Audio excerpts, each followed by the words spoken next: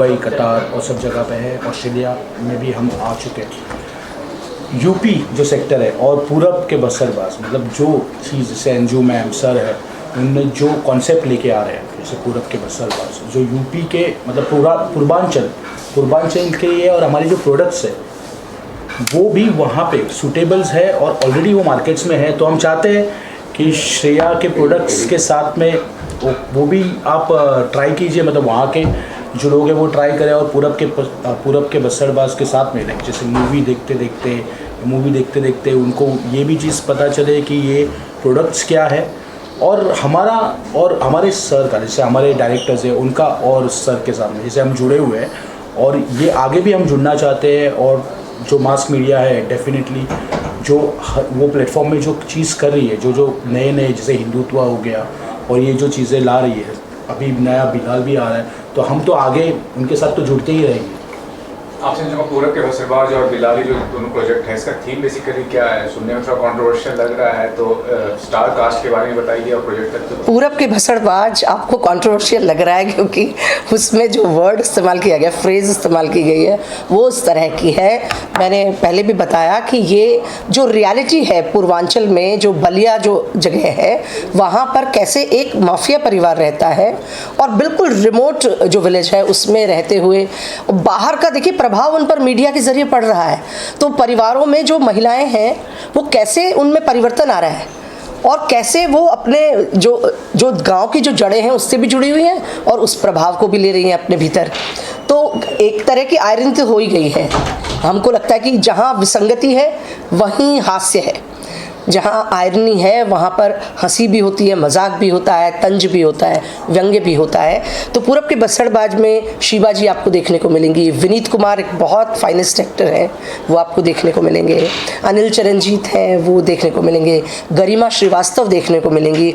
और इन सभी जो कलाकार हैं उन्होंने जो वहाँ के भाषाई अंदाज को और वहाँ की जीवन शैली को जिस तरह से पकड़ा है, वो देखना अपने आप में आपके लिए बड़ा रोमांचक अनुभव होगा। मैं बताना चाहूँगी कि बिलाल एक ऐसे हीरो की कहानी है जो इक्वालिटी के लिए लड़ता है।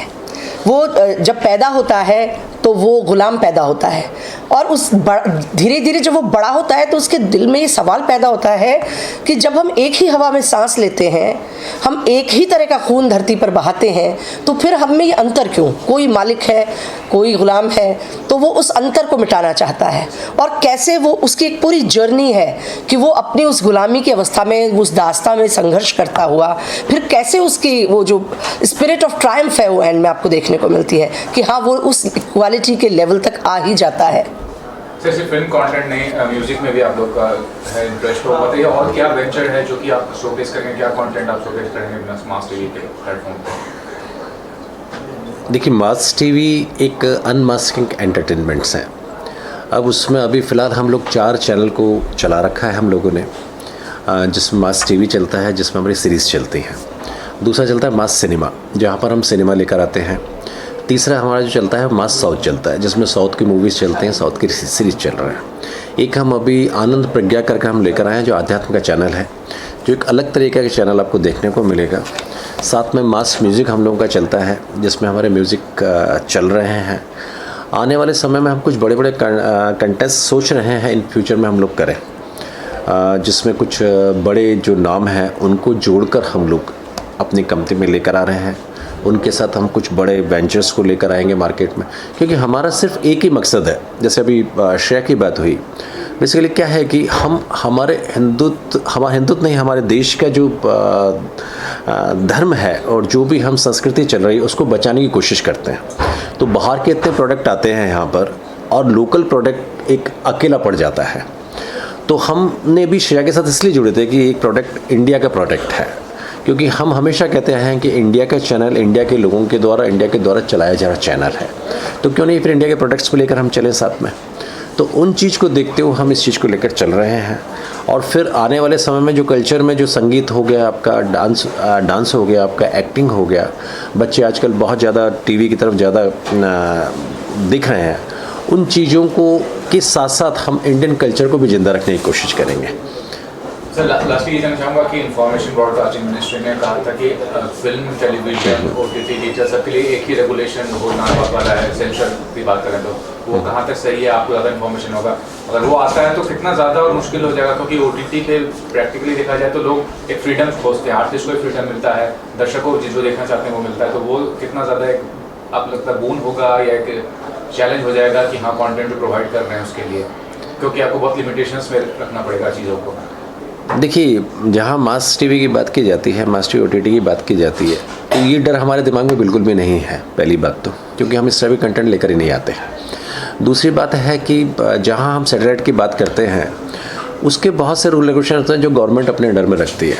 जहाँ हम OTT प्लेटफॉर्म की बात करते हैं तो OTT प्लेटफॉर्म जुड़ा होता है इंटरनेट से, तो उसमें सबसे बड़ी प्रॉब्लम्स क्या आती है कि कौन सा चैनल कहाँ से लॉन्च हो रहा है, कहाँ से उसके कंटेंट्स आ रहे हैं, नहीं मालूम।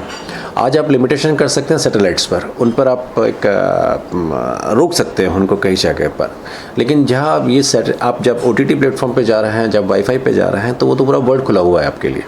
जो टेलीकास्ट आपका इंडिया से हो रहा है उसको आप रोक लेंगे, लेकिन जो लंदन से हो रहा है, न्यूयॉर्क से हो रहा है, वो इतना आसान नहीं है उनको रोकना, उनके लिए रेगुलेशन बनाना, क्योंकि ये कोशिशें पहले भी बहुत बार की जा चुकी हैं।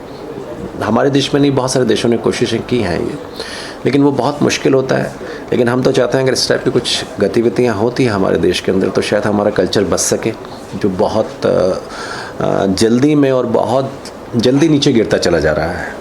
तो हम नहीं चाहते उस कल्चर को और भी कुछ क्षति मिले, कुछ अच्छी चीज़ें उस पर हों, अच्छी चीज़ें मिलें।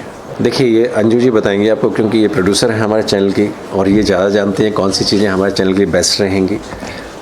मैंने पहले भी बोला कि हम लोग चाहते हैं कि ये एक ऐसी स्वादिष्ट थाली की तरह हो मनोरंजन की, हमारा मास टीवी, जिस पे सभी के टेस्ट की चीज़ें उपलब्ध हों।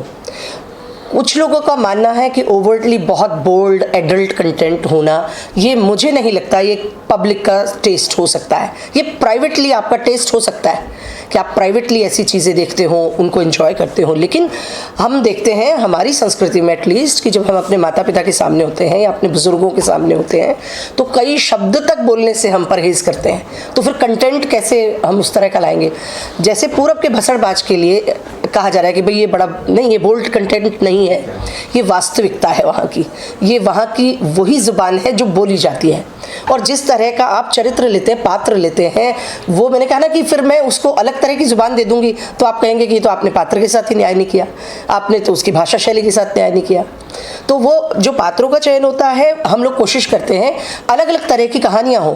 जैसे बिलाल है एक अलग तरह की कहानी, उसके बाद कोड ब्लू जो हम लेकर आएंगे, जो तैयार है, वो भी कुछ समय बाद हम उम्मीद करते हैं। जो लेकर आए थे, राम वाली लेकर आए थे, जी जी, रामनामी समुदाय पर हम लोग जो एक छोटी एक शॉर्ट सीरीज थी हमारी, वो हम लेकर आए।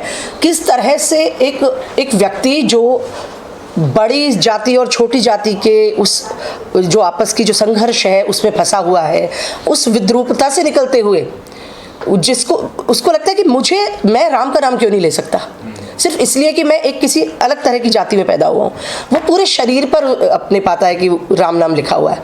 और ऐसे जिन लोगों ने वर्ग के भेद को तोड़ा है, जातियों के भेद को तोड़ा है, व्यवस्थाओं को बदलने की कोशिश की, हम तो उनकी कहानियाँ बिला रहे हैं। और ये हमारे लिए बहुत खुशी की बात है कि जो समाज में घटित हो रहा है वही आपको दिखाई दे रहा है। हिंदुत्व में भी वही दिखाई दे रहा है कि एक हिंदू की चीख सुनाई दे रही है आपको कि भाई मैं क्यों नहीं कह सकता कि मैं गर्व से मैं हिंदू हूँ।